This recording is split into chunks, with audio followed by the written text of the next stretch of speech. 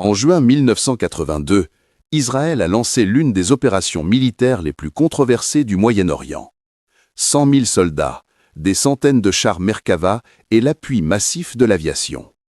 L'objectif déclaré semblait simple, créer une zone de sécurité de 40 km au sud du Liban. Mais la réalité allait révéler quelque chose de bien différent. Cette opération a transformé le paysage géopolitique régional et ses conséquences résonnent encore aujourd'hui. Depuis 1968, le sud du Liban n'était plus sous le contrôle total du gouvernement libanais. L'Organisation de libération de la Palestine, dirigée par Yasser Arafat, avait établi ce que beaucoup appelaient un État dans l'État. Des milliers de combattants palestiniens occupaient des positions fortifiées dans les collines dominant la frontière israélienne. Les villages de la Galilée, au nord d'Israël, vivaient sous la menace constante des roquettes Katyusha. Entre 1968 et 1982, plus de 1000 attaques transfrontalières ont été enregistrées. Les habitants de villes comme Kiryat Shmona et Metula avaient appris à reconnaître le sifflement caractéristique des projectiles soviétiques BM-21. Les abris antibombes faisaient partie du quotidien. Les enfants grandissaient en sachant exactement combien de secondes ils avaient pour courir se mettre à l'abri après le déclenchement de la sirène. Cette réalité pesait lourdement sur la vie civile dans le nord du pays. L'OLP ne se contentait pas d'attaques de roquettes. Des opérations de commando pénétraient régulièrement en territoire israélien. Le 11 mars 1978, l'attaque du bus côtier près de Tel Aviv avait fait 38 morts, dont 13 enfants. Israël avait répondu par l'opération Litani, occupant temporairement le sud du Liban avant de se retirer en laissant une zone tampon contrôlée par l'armée du Liban Sud, une milice chrétienne alliée. Mais les tensions ne cessaient de s'accroître. Le 3 juin 1982, un événement à Londres allait servir de déclencheur. Shlomo Argoff, l'ambassadeur israélien au Royaume-Uni, était grièvement blessé lors d'une tentative d'assassinat devant l'hôtel Dorchester. Bien que les auteurs appartenaient à un groupe palestinien dissident hostile à Arafat, le gouvernement israélien décida que la mesure était comble. Le Premier ministre Menahem Begin et son ministre de la Défense Ariel Sharon virent là l'opportunité qu'ils attendaient. Les bombardements israéliens sur les positions de l'OLP au Liban commencèrent dès le 4 juin. L'aviation frappait les camps de réfugiés où se cachaient les combattants palestiniens. L'OLP riposta en tirant 125 roquettes sur le nord d'Israël en 24 heures. Les sirènes hurlaient dans toute la Galilée. Le gouvernement israélien convoqua une réunion d'urgence du cabinet de sécurité. La décision fut prise dans la nuit du 5 au 6 juin. L'opération Paix en Galilée allait débuter à l'aube. Ce que les citoyens israéliens ne savaient pas encore, c'est que les plans militaires dépassaient largement une simple zone de sécurité de 40 km. Les cartes d'état-major montraient des objectifs bien plus ambitieux. Beyrouth elle-même figurait sur certains documents stratégiques. L'histoire du Moyen-Orient s'apprêtait à basculer. Si vous découvrez cette histoire pour la première fois, laissez le mot Liban en commentaire. Et n'oubliez pas de vous abonner à l'Énigme militaire et d'activer la cloche pour ne manquer aucun de nos documentaires historiques. Le nom de code Paix en Galilée avait été choisi avec soin. Il évoquait une opération défensive, limitée, destinée uniquement à protéger les civils du nord d'Israël. Mais les archives militaires révèlent aujourd'hui une toute autre réalité. Dès janvier 1982, soit 5 mois avant le début de l'opération, Ariel Sharon avait présenté un plan détaillé au cabinet israélien. Ce plan comportait 3 phases distinctes. La première consistait effectivement à créer une zone de 40 km au sud du Liban, nettoyée de toute présence palestinienne. La deuxième phase prévoyait la destruction de l'infrastructure militaire syrienne dans la vallée de la Beka. La troisième phase, la plus ambitieuse, visait la prise de Beyrouth et l'installation d'un gouvernement libanais pro-israélien dirigé par le leader chrétien Bachir Gemayel. Le ministre de la Défense voyait dans cette opération une opportunité historique de remodeler le Liban. Il s'était entretenu secrètement avec Gemayel à plusieurs reprises. L'idée était simple sur le papier: éliminer l'OLP, affaiblir la Syrie et installer un allié chrétien à la tête du Liban. Un traité de paix israélo-libanais pourrait alors être signé, changeant l'équilibre stratégique de toute la région. Cependant, le cabinet israélien n'avait approuvé officiellement qu'une opération limitée. Begin lui-même semblait parfois mal informé de l'ampleur réelle des plans de Sharon. Les généraux de Tsahal, l'armée israélienne, préparaient néanmoins une invasion à grande échelle. 3 divisions blindées, des unités d'infanterie mécanisée, des commandos de la marine et des parachutistes étaient mobilisés. La machine militaire se mettait en place. Dans les bases du nord d'Israël, les chars Merkava Mark I étaient révisés et approvisionnés en munitions. Ces blindés de conception israélienne, avec leur blindage frontal exceptionnel et leur moteur à l'arrière pour protéger l'équipage, allaient affronter les T-62 et T-72 soviétiques utilisés par les Syriens.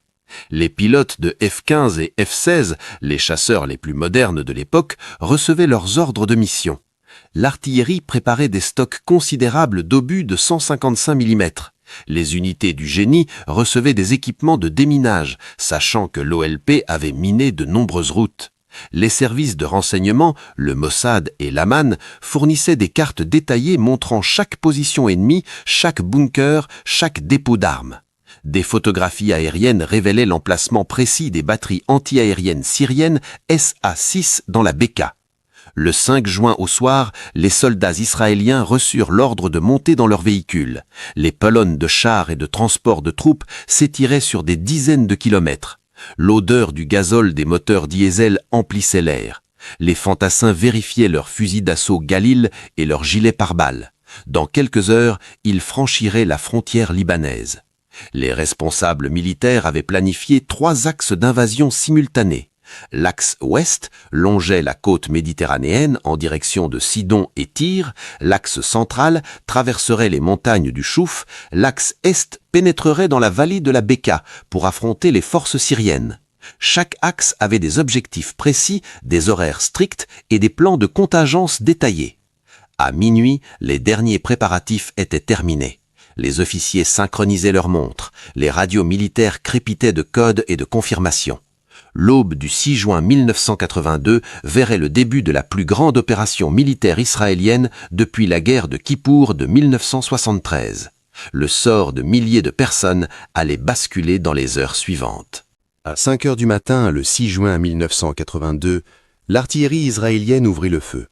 Des centaines de canons M109 de 155 mm pilonnaient les positions de l'OLP au sud du Liban. Le grondement était assourdissant. Les obus explosaient sur les fortifications palestiniennes, soulevant des nuages de poussière et de fumée. Simultanément, l'aviation entrait en action. Des F-4 Phantom larguaient des bombes de 500 kg sur les dépôts d'armes et les centres de commandement. La division occidentale, sous le commandement du général Yekutiel Adam, franchit la frontière près de Rosh Hanikra. Objectif, la ville côtière de Tyr, puis Sidon. Cette route longeait la mer Méditerranée, traversant des plantations d'orangers et de bananiers. Les chars Merkava avançaient en formation, suivis par des transporteurs de troupes M113. Les combattants palestiniens opposaient une résistance dispersée, mais déterminée. À Tyr, les forces de l'OLP avaient transformé certains bâtiments en positions fortifiées.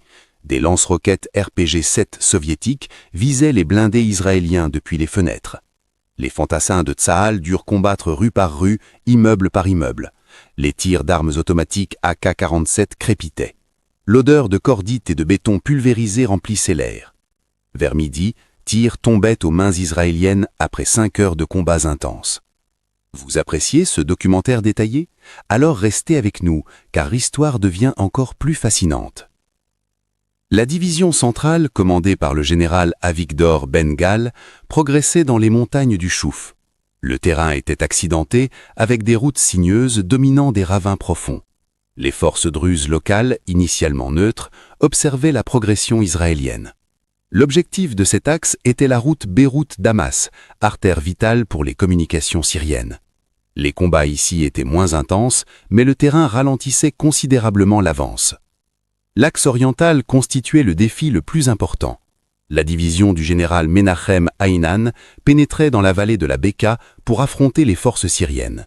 Damas avait déployé dans cette région 3 divisions blindées équipées de chars T-72 et de systèmes antiaériens sophistiqués. Les Syriens ne pouvaient tolérer une présence israélienne dans cette zone stratégique. Le 9 juin, la confrontation majeure éclata.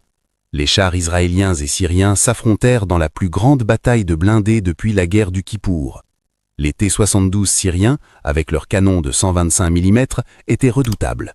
Mais les Merkava possédaient une meilleure protection et des systèmes de visée supérieurs. Les équipages israéliens mieux entraînés utilisaient des tactiques de tir en mouvement perfectionnées. Les obus perforant flèches sifflaient dans l'air à plus de 1500 mètres par seconde. Quand ils frappaient un char, la pénétration du blindage provoquait une explosion interne dévastatrice. Des dizaines de blindés syriens brûlaient dans les champs de la Beka, leurs tourelles arrachées par les explosions de munitions. Les Israéliens perdirent également des chars, mais en nombre bien inférieur. Simultanément se déroulait une bataille aérienne décisive. La Syrie avait déployé 19 batteries de missiles solaires SA-6 dans la Beka. Ces systèmes modernes soviétiques constituaient une menace sérieuse pour l'aviation israélienne. Mais Tsahal avait préparé une réponse technologique innovante. Des drones de reconnaissance localisaient les radars syriens. Des avions de guerre électroniques brouillaient leurs communications. Puis vinrent les F-15 et F-16 armés de missiles anti-radiation AGM-78 standard. Ces missiles suivaient automatiquement les émissions radar des SA-6 et les détruisaient. En quelques heures, 17 des 19 batteries syriennes furent anéanties. Le ciel de la Beka appartenait désormais à Israël. Les MiG-21 et MiG-23 syriens qui tentaient d'intervenir étaient abattus par les missiles RR et M9 Sidewinder et Python des chasseurs israéliens. Le bilan de cette bataille aérienne fut stupéfiant. En 2 jours, 82 appareils syriens furent détruits contre aucune perte israélienne. Cette démonstration de supériorité technologique et tactique marqua l'histoire de l'aviation militaire. Les analystes occidentaux étudiaient ces résultats avec fascination. L'OTAN elle-même envoya des observateurs comprendre comment Israël avait neutralisé les systèmes anti-aériens soviétiques. Pendant ce temps, les 3 axes israéliens convergeaient vers Beyrouth. Le 10 juin, les avant-gardes blindées atteignaient la banlieue sud de la capitale libanaise. L'opération initialement prévue pour 40 km avait conduit l'armée israélienne aux portes de Beyrouth à 90 km de la frontière. Le gouvernement israélien réalisait que Sharon avait considérablement élargi les objectifs militaires. Beyrouth, en juin 1982, était une ville déjà marquée par 7 années de guerre civile. La capitale libanaise était divisée entre secteur chrétien à l'est et secteur musulman à l'ouest. L'OLP contrôlait Beyrouth-Ouest, où se trouvaient également des dizaines de milliers de civils palestiniens dans les camps de réfugiés. Yasser Arafat et ses commandants avaient établi leur quartier général dans cette partie de la ville. Les forces israéliennes encerclèrent complètement Beyrouth-Ouest le 13 juin. 100 000 soldats formaient un cordon autour de la zone. Les chars Merkava bloquaient toutes les routes d'accès. L'artillerie était positionnée sur les collines environnantes, canons pointés vers le centre-ville. Le message d'Ariel Sharon aux dirigeants de l'OLP était clair, reddition ou destruction. Mais Arafat refusait de se rendre. Ses combattants, estimés à 15 000, s'étaient retranchés dans les immeubles. Des stocks d'armes considérables avaient été accumulés pendant des années. Des lance-roquettes, des mortiers, des mitrailleuses lourdes de calibre 12,7 mm étaient dissimulées dans des sous-sols et des appartements. L'OLP était prête à transformer chaque rue en champ de bataille. Sharon ordonna alors le début d'un siège méthodique. L'électricité fut coupée, l'approvisionnement en eau fut limité. Les bombardements aériens et d'artillerie commencèrent, ciblant, selon Israël, uniquement les positions militaires. Mais dans une zone urbaine densément peuplée, la distinction entre cibles militaires et civiles devenait tragiquement floue. Les immeubles s'effondraient, les incendies se propageaient dans les quartiers. La communauté internationale réagit avec inquiétude croissante. Les images de Beyrouth sous les bombes faisaient la une des journaux mondiaux. L'administration américaine du président Ronald Reagan tentait de négocier un cessez-le-feu. Le diplomate Philippe Habib effectuait des allers-retours incessants entre Jérusalem, Beyrouth et Damas, cherchant une solution diplomatique. Les bombardements s'intensifièrent en juillet et août. L'aviation israélienne effectuait des centaines de sorties quotidiennes. Les F-16 larguaient des bombes guidées laser sur des bâtiments présumés abrités des commandants de l'OLP. Les canons de 155 mm tiraient des milliers d'obus. Le fracas des explosions était constant. Les habitants de Beyrouth-Ouest vivaient terrés dans les caves, sans électricité, avec peu de nourriture et d'eau. Le 12 août 1982, Israël lança le bombardement le plus intense du siège. Pendant 11 heures continues, l'artillerie et l'aviation pilonnèrent Beyrouth-Ouest. Les observateurs parlaient de plus de 500 tonnes d'explosifs déversés sur la ville en une seule journée. Les flammes illuminaient le ciel nocturne, la fumée formait un nuage noir visible à des dizaines de kilomètres. Reagan téléphona personnellement à Begin pour exiger l'arrêt immédiat des bombardements. La pression diplomatique américaine eut finalement raison de la résistance d'Arafat. Le 19 août, un accord fut conclu. L'OLP acceptait d'évacuer Beyrouth sous supervision internationale. En échange, Israël s'engageait à ne pas pénétrer dans Beyrouth-Ouest et à garantir la sécurité des civils palestiniens restants. Une force multinationale, composée de troupes américaines, françaises et italiennes, fut déployée pour superviser l'évacuation. Entre le 21 août et le 1er septembre 1982, 15 000 combattants de l'OLP quittèrent Beyrouth par voie maritime. Des navires grecs transportaient les Palestiniens vers la Tunisie, le Yémen, la Jordanie et d'autres pays arabes. Yasser Arafat lui-même embarqua le 30 août, saluant ses partisans depuis le pont d'un navire.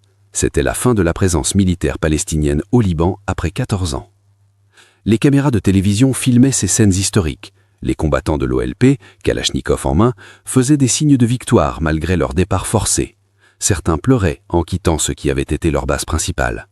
Arafat promettait de continuer la lutte depuis l'exil, mais tous savaient que l'OLP ne retrouverait jamais une position aussi forte qu'au Liban. Le 23 août, Bachir Gemayel fut élu président du Liban par le Parlement. Le plan de Sharon semblait se réaliser, un allié chrétien pro-israélien dirigeait désormais le pays.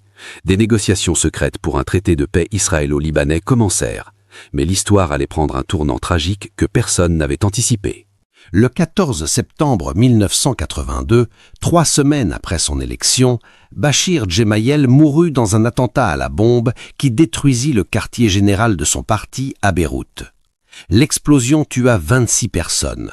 Un agent syrien fut identifié comme responsable. Damas avait éliminé le leader sur lequel Israël fondait tous ses espoirs politiques. Le plan de Sharon s'effondrait brutalement. La réaction fut immédiate et tragique. Le 16 septembre, des milices chrétiennes alliées d'Israël pénétrèrent dans les camps de réfugiés palestiniens de Sabra et Shatila, dans Beyrouth-Ouest. Pendant 3 jours, elles massacrèrent entre 800 et 3500 civils selon les sources. L'armée israélienne, qui contrôlait la zone, n'intervint pas pour arrêter les tueries. Le scandale fut international. Une commission d'enquête israélienne, la commission Kahan, établit que Sharon portait une responsabilité personnelle indirecte dans le massacre pour n'avoir pas anticipé ni empêché les violences.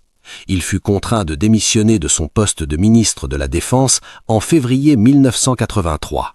Begin lui-même, profondément affecté, se retira progressivement de la vie politique et démissionna en 1983. Le bilan humain de l'opération Paix en Galilée était lourd. 670 soldats israéliens avaient perdu la vie. Les pertes palestiniennes et libanaises étaient estimées entre 6 000 et 20 000 personnes selon les sources, incluant combattants et civils. Des dizaines de milliers de personnes avaient été blessées. Des quartiers entiers de villes libanaises gisaient en ruines. L'occupation israélienne du sud du Liban se prolongea bien au-delà des prévisions initiales. Une zone de sécurité fut maintenue jusqu'en l'an 2000, soit 18 ans. Cette présence militaire prolongée eut une conséquence imprévue majeure. En 1985, des groupes chiites libanais, inspirés par l'Iran révolutionnaire, créèrent d'un concert le Hezbollah. Cette organisation devint rapidement un ennemi bien plus redoutable pour Israël que l'OLP ne l'avait jamais été.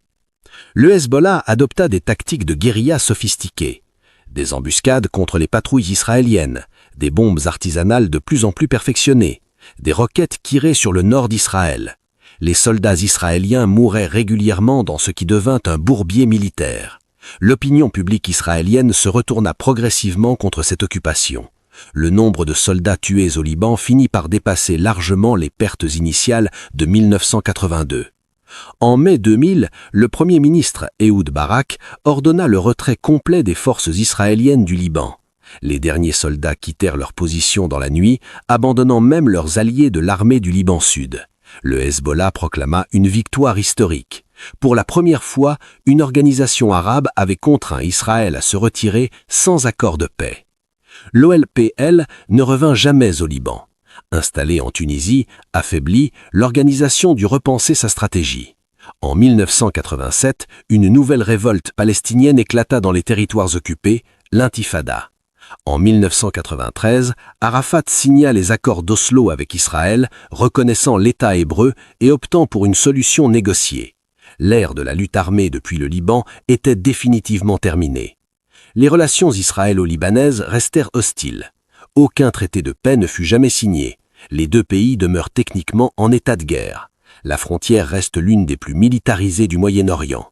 Le Hezbollah, désormais puissamment armé par l'Iran et la Syrie, contrôle le sud du Liban et possède un arsenal estimé à plus de 5000 roquettes pointées vers Israël. L'opération Paix en Galilée n'apporta donc ni paix ni sécurité durable à la Galilée. Au contraire, elle créa de nouvelles menaces et de nouveaux ennemis. Elle démontra les limites de la force militaire pour résoudre des conflits politiques profonds.